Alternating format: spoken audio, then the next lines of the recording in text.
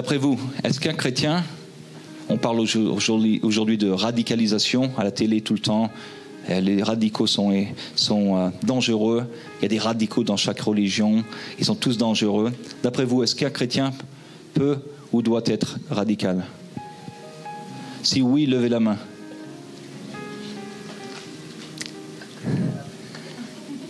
Ça dépend on m'a posé la question, ça dépend ce que vous voulez dire par radical. Si par radical vous voulez dire quelqu'un qui utilise la violence, le terrorisme, le génocide, la persécution, dans ce cas-là, non. Mais si vous voulez dire par radical, vous voulez dire quelqu'un, au mot propre, au littéral du mot, oui, parce que le mot lui-même, radical, veut dire radix, du latin, qui veut dire racine.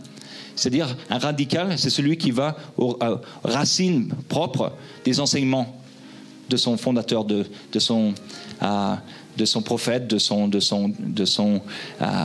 celui qui lui enseigne, qui enseigne les enseignements de sa foi.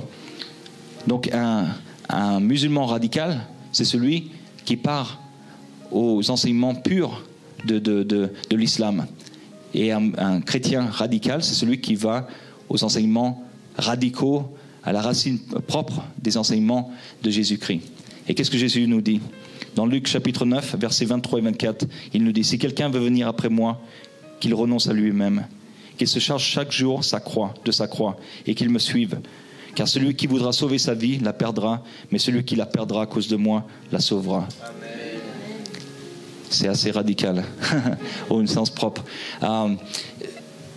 C'est ça, un radical. C'est pour ça que j'aime être avec vous, parce que je comprends que vous avez votre réunion de l'église le samedi soir, mais vous êtes ici, vous n'êtes pas obligé d'être ici. Vous êtes ici parce que vous aimez le Seigneur. Et je préfère être dans une salle de 30 personnes de radicaux, ceux qui veulent vraiment obéir les leçons de Jésus, plutôt que d'être dans une église de 1000 personnes de gens qui sont tièdes. Les tièdes, ça ne m'intéresse pas, parce que Dieu les crachera à la fin du temps. Je préfère être dans une salle de 100 personnes de gens qui me détestent, des gens qui sont froids vraiment envers Dieu, qui détestent Dieu. Parce que le contraire de l'amour, c'est quoi, mes amis? Non. Le contraire de l'amour, c'est l'indifférence. La haine n'est pas très loin de l'amour. Lorsque vous détestez quelqu'un, ou quelqu'un vous déteste, c'est que cette personne a des sentiments pour vous haïr. Lorsque quelqu'un vous drague, les filles, et que vous êtes indifférente, absolument rien envers cette personne, c'est ça le contraire de l'amour. C'est l'indifférence. Je préfère avoir des gens ici qui haïssent Dieu. Parce que s'ils ont tellement de haine envers quelqu'un dont ils ne croient pas, comment est-ce qu'on peut haïr quelqu'un? Si je ne crois pas que vous existez, je ne peux pas avoir de la haine envers vous. Je n'ai pas de haine envers les Schtroumpfs ou envers je ne sais pas, Goldorak, ou je ne sais pas, vous êtes trop jeune pour tout. Mais j'ai pas de haine puisqu'ils n'existent pas. Mais pourquoi les gens ont de la haine envers Dieu? Parce qu'il existe, même dans leur cœur. C'est l'indifférence, le contraire de l'amour. Et par conséquent, je préfère avoir des gens qui haïssent Dieu, parce que je sais qu'ils ne sont pas très loin, parce qu'ils ont mal à l'intérieur, il y a quelque chose qui se passe à l'intérieur. Mais quand ils sont indifférents comme moi je l'étais, c'est très difficile de parler avec des gens qui s'en foutent complètement, mais alors complètement. C'est pour ça que je préfère les musulmans que le français typique. Le français il s'en fout, mais alors complètement de Dieu. Le musulman il aime Dieu, sauf qu'il a le mauvais Dieu. Il ne connaît pas Dieu. Alors Jésus nous dit que non seulement on doit tout abandonner pour lui, ne plus vivre pour nous-mêmes. Pas facile, hein? Mais qu'on doit aimer ceux qui ne nous aiment pas tellement. Si vous aimez ceux qui vous aiment, quel gré vous en saura-t-on? Les pécheurs aussi aiment ceux qui les aiment. Si vous faites du bien à ceux qui vous font du bien, quel gré vous en saura-t-on? Les pécheurs aussi agissent de même. Et si vous prêtez à ceux à qui vous espérez recevoir, quel gré vous en saura-t-on? Les pécheurs aussi prêtent aux pécheurs, afin de recevoir l'appareil. Mais aimez vos ennemis, faites du bien et prêtez sans rien espérer. et votre récompense sera grande. Et vous serez fils du Très-Haut, car il est bon pour les ingrats et pour les méchants. La question que j'avais pour des amis musulmans, récemment, dans une table ronde, je leur ai dit, pourquoi Jésus nous demande quelque chose de pratiquement impossible? Moi, je m'aime bien. Hein. Il me dit de pas m'aimer, pas pas vraiment de pas m'aimer, mais de m'abandonner à lui, de vivre pour lui, pour les autres, d'aimer mes ennemis. C'est pas facile, hein? Quelqu'un qui vous haït. Pourquoi Jésus me demande cela? Ça aurait été tellement plus facile de me dire, venge-toi si quelqu'un te fait du mal. C'est tout ce que les autres religions, comme l'islam, enseignent. Pourquoi Jésus nous demande-t-il cela? Parce que lui-même l'a fait pour nous. Vous voyez, Jésus ne nous demanderait pas quelque chose si lui-même ne l'avait pas fait. La Bible nous dit que non seulement nul n'aime Dieu, mais que nous détestons Dieu. Si je le trouve, Paul nous dit dans Romains chapitre 5 verset 10, car si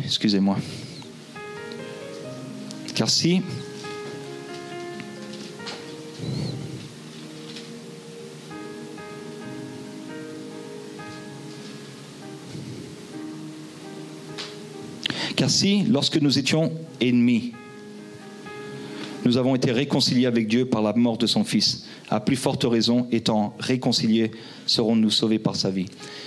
Nous étions, non seulement nul n'aime Dieu, mais en fait, nous détestons Dieu.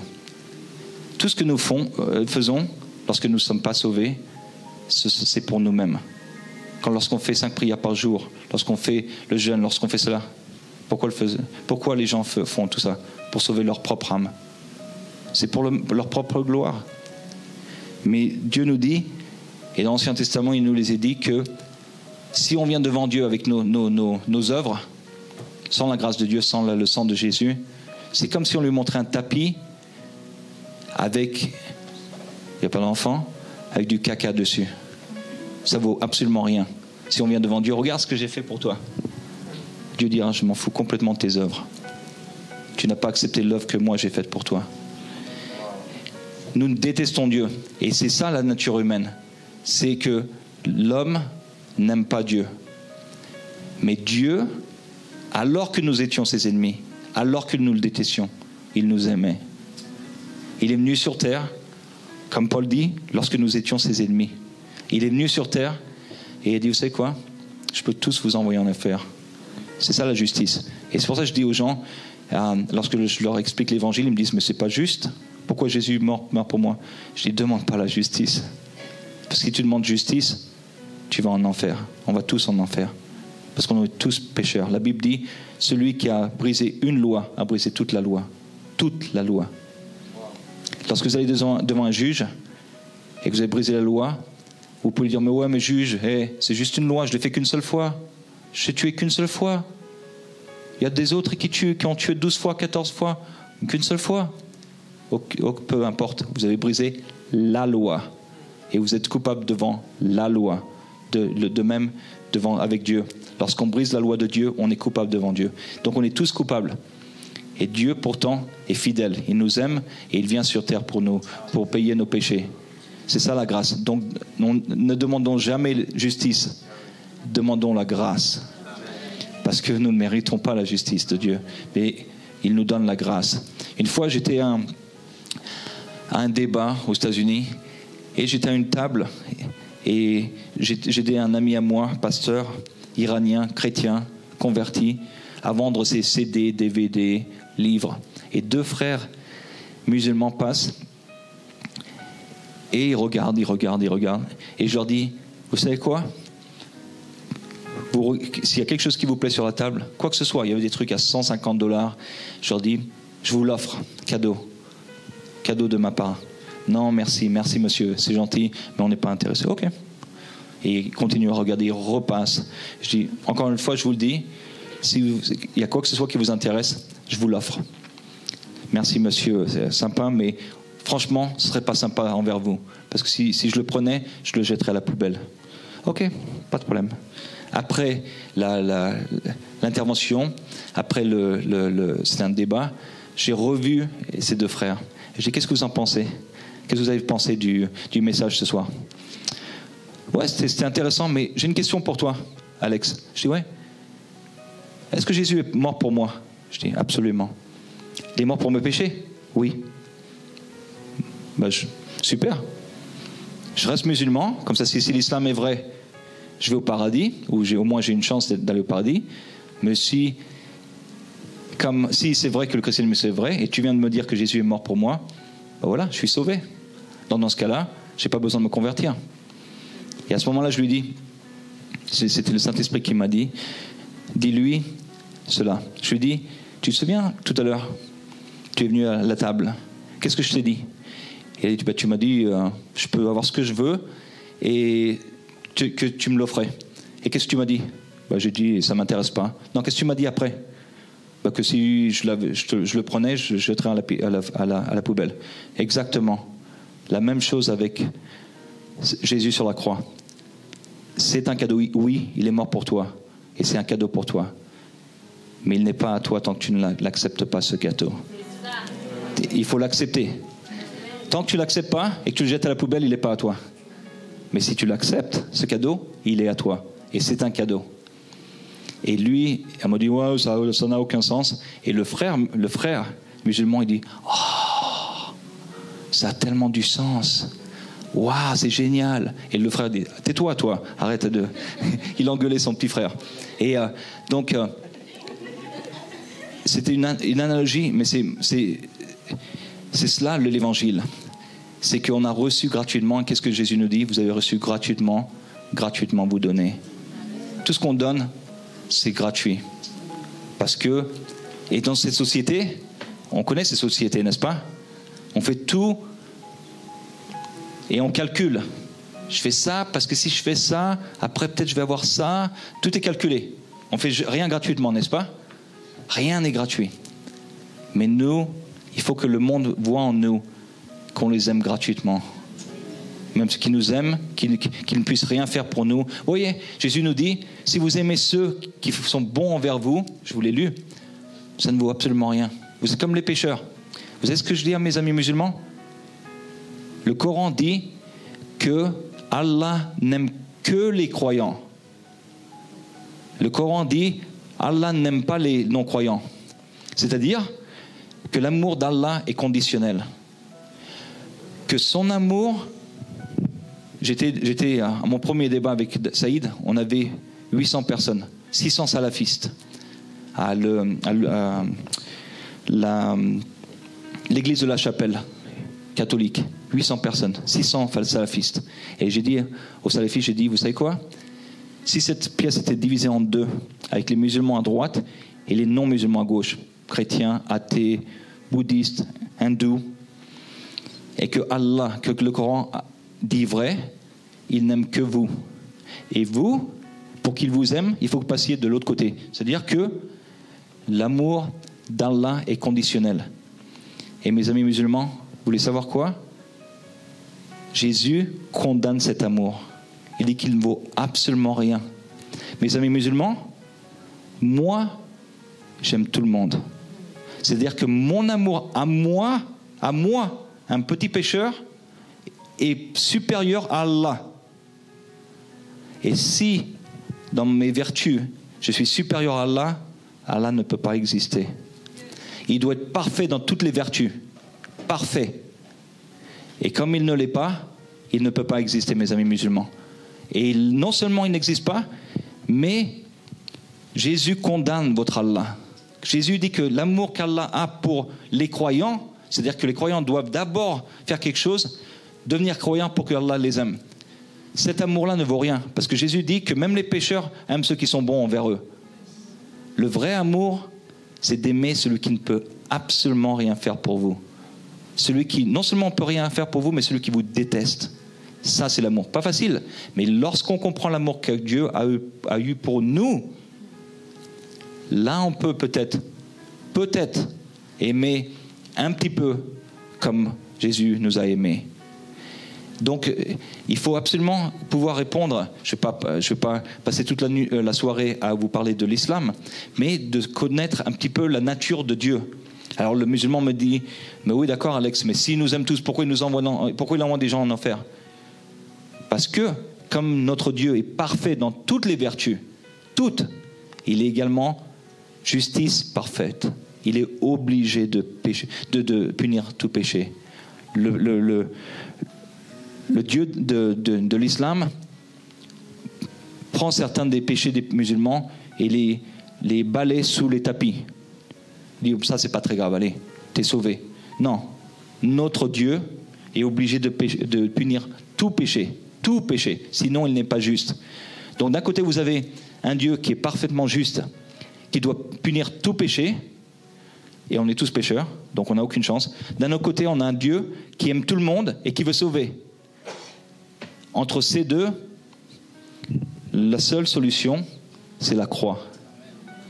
C'est que nous, on ne peut pas se sauver, puisqu'on est coupable, mais Dieu veut nous sauver, et par conséquent, il envoie son Fils Jésus-Christ, le seul qui est sans péché, pour mourir. C'est l'intersection entre justice parfaite, c'est-à-dire que Dieu punit son Fils. Tu sais de quoi il est mort, Jésus? De peine. Il est mort de peine. Il était tellement... C'est pour ça qu'il dit, Père, pourquoi m'abandonnes-tu? Parce qu'à ce moment-là, son Père, c'est un mystère énorme à comprendre, c'est supernaturel. Mais à ce moment-là, le Père le délaisse. Et il le crucifie, il se laisse les hommes le crucifier. Mais c'est cet amour-là. Et c'est pour ça que Dieu nous aime. Alors le musulman me dira, mais Alex, comment est-ce que Dieu peut mourir? Ça, c'est une bonne question. Comment est-ce que Dieu peut mourir pendant 3 jours? Dieu ne meurt pas. Comment est-ce que Dieu peut être dans le tombeau pendant 3 jours? Ça n'a aucun sens. Qui est-ce qui dirige le monde pendant 3 jours? Bonne question. Alors là, je leur dis, ton Coran, si je le brûle, et je le ferai pas, t'inquiète pas, j'ai pas envie de mourir. Mais si je le brûle, c'est la parole d'Allah, la parole éternelle d'Allah. Et ils me disent, bah oui, mais si je le brûle, il est plus là. Ah non, Alex, tu comprends pas. Il y a 2 natures. Il y a la parole éternelle d'Allah, mais il y a aussi la parole écrite d'Allah. Il y a 2 natures dans le Coran. Donc quand tu brûles la nature écrite, mais la nature éternelle ne peut pas être brûlée. C'est exactement la même chose avec Jésus-Christ. Il a 2 natures, humaine et divine. Lorsqu'il meurt sur la croix, c'est son corps qui meurt. Mais sa nature divine ne meurt jamais. Ah, d'accord. Donc il faut bien pouvoir répondre à ces questions-là, parce que ce sont des bonnes questions, n'est-ce pas? C'est une bonne question. Comment est-ce que Dieu peut mourir sur la croix? Ça n'a aucun sens lorsqu'on n'a pas les réponses. Ça n'a aucun sens qu'un Dieu puisse, le Dieu qui a créé, qui est éternel, puisse mourir sur la croix. Mais lorsqu'on comprend les 2 natures de Jésus, de Jésus, la nature divine et on peut comprendre pourquoi il a faim, pourquoi il a soif. C'est sa nature humaine, mais la nature divine également. Il pardonne les péchés. Il aime. Et il pardonne. Il sera le juge du monde, même dans le Coran. Le Coran le dit lui-même, qu'il jugera le monde. Le Coran lui-même dit que Jésus est la parole de Dieu et l'Esprit de Dieu. Ça veut dire quoi? Je demande à mes amis musulmans. Qu'est-ce que ça veut dire, ça? Ça veut dire qu'à travers Jésus, Dieu c'est... Non. C'est pas ce qu'il y a écrit. Le Coran est clair. Il doit être clair puisque c'est la parole de Dieu. Il dit que Jésus est l'Esprit de Dieu, qu'il est la parole de Dieu. Ça veut dire quoi? Jésus, dans le Coran, est bien supérieur à Mohammed. Il n'y a aucune comparaison. Il est né d'une vierge. Mohammed est né normalement. Jésus est sans péché dans le Coran. Vous saviez ça? Sans péché. Alors que Mohammed, dans le Coran, demande à 2 fois le pardon de ses péchés. C'est-à-dire qu'il n'y a aucune comparaison. Mohammed, pécheur. Jésus, sans péché dans le Coran. Mohammed ne fait aucun miracle. Jésus fait plein de miracles dans le Coran. Il ressuscite les morts. Il guérit ceux qui sont malades. Dans le Coran, Mohammed est mort. Il est mort d'une mort naturelle. Jésus n'est pas mort. Même s'il ne croit pas qu'il était crucifié sur la croix, il a été pris au ciel. Donc il n'y a aucune comparaison entre les deux. Jésus est Seigneur même à l'époque de Mohammed. Il était tellement estimé, mais bien évidemment, il a été rejeté comme Dieu. Mais qui peut pardonner les péchés, sinon Dieu? Qui peut juger le monde, si ce n'est Dieu? Qui peut dire, je suis la lumière du monde? Vous savez ce que ça veut dire, je suis? Lorsqu'il dit dans Jean, partout, je suis. Dans l'Ancien Testament, les prophètes disaient, Dieu est. Dieu dit. L'Éternel a dit. Jésus dit, je vous dis. Je suis. Vous savez ce que ça veut dire, je suis comment on traduit je suis en hébreu? Yahweh. Quand Moïse va devant le feu et qu'il dit, et qu'il voit l'Éternel apparaître à lui, lorsque je repars voir mon peuple, qu'est-ce que je leur dis? Quel est ton nom? Dis-leur, je suis. Et Jésus dit, je suis. Je suis la vérité. Je suis la vie. Je suis la lumière. Je suis le chemin. Il parle en son propre autorité. Il est divin. Il est Dieu éternel. Donc, ce que j'aimerais faire, vous encourager. J'ai encore combien? 15 minutes? Encore 15 minutes. Je vais parler encore 5 minutes si vous avez des questions pour moi, parce que j'aime bien les questions-réponses, mais sinon je continuerai. C'est de vous encourager. Ce n'est pas facile d'être vraiment un chrétien. Regardez, je vais vous parler de certains disciples de Jésus. D'abord, Jésus nous dit dans Luc chapitre 6, verset 22, « Heureux serez-vous lorsque les hommes vous haïront, lorsqu'on vous chassera, vous outragera et qu'on rejettera votre nom comme infâme à cause du Fils de l'homme. » Pas facile, mais d'être vraiment chrétien, ça ne veut pas dire, eh bien, deviens chrétien parce que Dieu va te donner une BMW, il va te donner un 6 pièces aux Champs-Élysées, tu vas voir, ton salaire il va tripler, ça va être génial. Si c'est ça que vous dites aux chrétiens, laissez tomber, hein. Vous aurez des chrétiens tièdes. Mais si vous leur dites, viens, parce qu'une fois que tu seras un disciple de Jésus, tu vas être haï. On va te détester. On va te traiter de tous les noms. On va t'accuser d'être un menteur. On va te dire ça. Ah, non, merci. Je préfère rester où je suis. Non. Si vous êtes prêt à être disciple de Jésus, la vie ne sera pas facile. Mais, qu'est-ce que Jésus a dit? Soyez heureux. Soyez rejoice. Hein? Réjouissez-vous. Car j'ai vaincu le monde. Il a vaincu le monde. Il a preuve que le message est dit devant des centaines de musulmans. J'ai dit, vous savez quoi? Quelqu'un m'a dit, le week-end dernier à Bruxelles, j'étais avec des politiciens, et il y en a un qui m'a pas du tout saqué, et il m'a dit, moi ce que j'aime pas, c'est les gens qui s'approprient la vérité, qui croient qu'ils ont toute la vérité et qui s'approprient la vérité. C'était envers moi, aucun problème. Et après je lui ai dit, publiquement, j'ai dit, vous savez quoi? On s'approprie tous notre propre vérité. Même la personne qui dit il n'y a aucune vérité absolue s'approprie la vérité qu'il n'y a aucune vérité absolue. La seule chose, c'est que c'est contradictoire. Puisque si on dit il n'y a aucune vérité absolue, je le dis avec quelle autorité? Avec l'autorité que c'est la vérité absolue. Mais s'il n'y a pas de vérité absolue, donc ce que tu viens de dire, ça ne veut rien dire. Puisqu'il n'y a pas de vérité absolue, ferme-la. Tu n'as rien à dire. Voilà, j'ai dit tout le monde s'approprie sa vérité. La seule différence, c'est que moi, ma vérité, c'est la vérité de Jésus-Christ. Pourquoi? Pourquoi? Parce que tous les philosophes, Jean-Paul Sartre, Albert Camus, hier je regardais dans le métro, on était ensemble.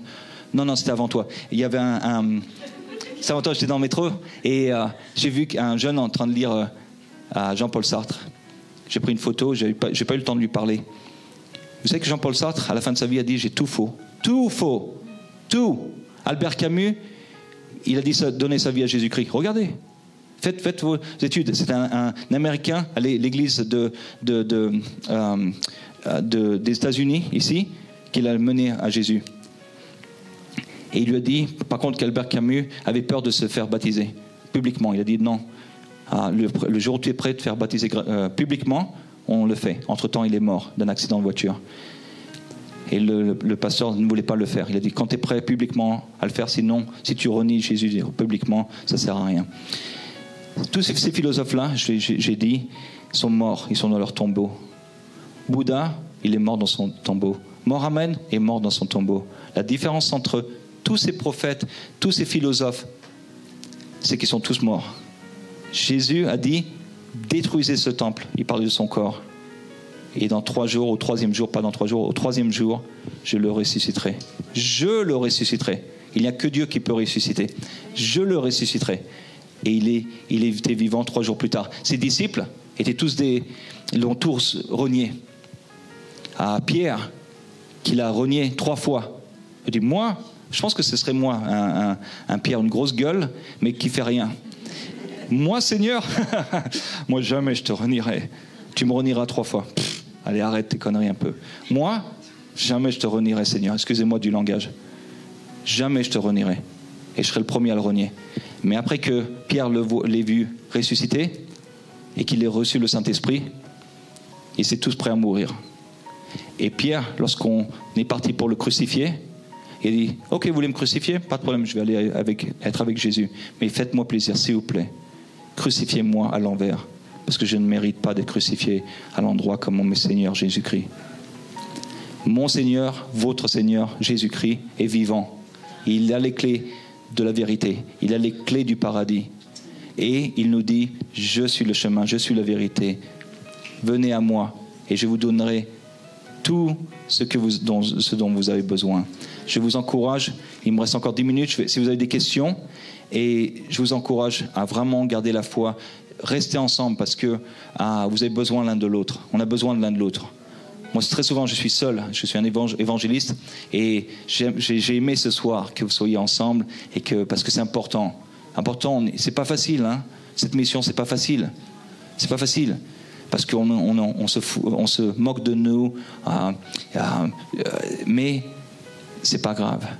On le fait pour Jésus, pour l'amour de Jésus, parce qu'il nous aime, même quand nous, on n'était pas vraiment à la hauteur. Il nous aimait comme un. Même des fois quand on n'aime pas vraiment, il nous aime. Il est fidèle à nous. Il est toujours fidèle à nous. C'est nous qui sommes infidèles. Oui. Je disais à un ami qui avait des problèmes de mariage. Il me dit, ouais, ma femme, je t'écoute. L'Église, Jésus est mort, aime son Église et il s'est sacrifié pour son Église. Regarde l'Église autour de toi. Elle est infidèle tous les jours. Et pourtant, Jésus est fidèle à son Église. Sois fidèle. Sois fidèle à ta famille. Sois fidèle à ton mari. Sois fidèle à ta femme. Sois fidèle à tes amis, même s'ils te laissent tomber. Aime comme Jésus t'a aimé. Amen. Merci. Merci à vous. J'espère que cette prédication t'a édifié.